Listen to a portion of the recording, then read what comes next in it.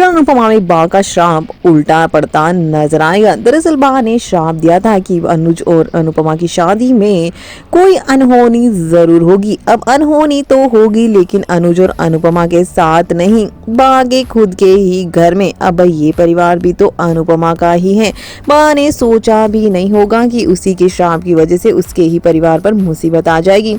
भाई अनुपमा भी तो उसके घर की बहू रह चुकी है, तो ये परिवार भी अनुपमा का ही है और अब ये श्राप इसी परिवार पर पड़ने वाला है भारी।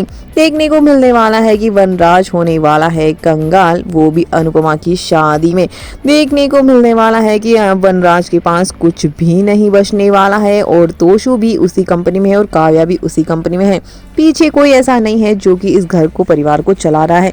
अब ये तीनों की ही जॉब खतरे में है और वो भी इसलिए क्योंकि 1 महीने की मोहलत दी है मालविका ने और कॉन्ट्रैक्ट एक भी हासिल नहीं होने की वजह से वनराज बहुत बड़ा झूठ मालविका से बोलते नजर आएगा अपनी जॉब और अपने सब कुछ करियर बचाने के लिए। लेकिन यहाँ पर पासा पलट जाएगा, मालविका को सारी सच्चाई सामने आ जाएगी। इसके बाद देखने को मिलेगा कि झूठे यहाँ पर कॉन्ट्रैक्ट हासिल करने के झूठ के चक्कर में मालविका भड़कते नजर आएगी और वनराज को ब्लैक लिस्टेड कर देगी पूरे बिजनेस वर्ल्ड से ही।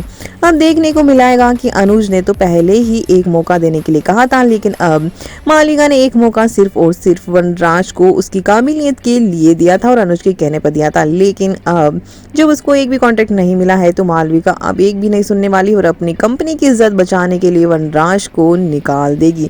अब उसकी कंपनी के रूल्स और रेगुलेशंस ऐसे ही हैं जिसके चलते वनराज के लिए मालविका कुछ नहीं कर पाएगी और देखने को मिलने वाला है कि वनराज बुरी तरह से सड़क पर आ जाएगा और अब उसके पास कुछ भी नहीं बचेगा। यहाँ तक कि वनराज पर पेनल्टी लगेगी जिसके चक्कर में ये घर और उसका जो कैफे है वो भी उसके हाथ से जाता दिखेगा। देखना अभी यहीं पर यही है कि और इसी चक्कर में अनुज और अनुपमा की शादी भी रॉयल तरीके से देखने को मिलने वाली है। तो दूसरी तरफ यहाँ पर बा बुरी तरह से परेशान हो जाएगी और अनुपमा के सामने हाथ जोड़ते हुए उसे माफी मांगेगी और उसे अपनी गलती का एहसास होगा कि उसने बहुत ही बड़ी गलती कर दी है अनुपमा को शाम देके और उसके बाद वो उसके सामने गिड़गिड़ाते नजर आएगी अपनी परिवार की इज्जत बचाने के लिए। जी हाँ दोस्तों, अब वनराज के लिए एक बार फिर से अनुपमा से और अनुज से रिक्वेस्ट करते नजर आने वाली है बाकी उनकी इज्जत को बचा ले। अब देखते हैं कि अनुज और अनुपमा इस बार किस तरह से इन घर वालों की मदद करते हैं।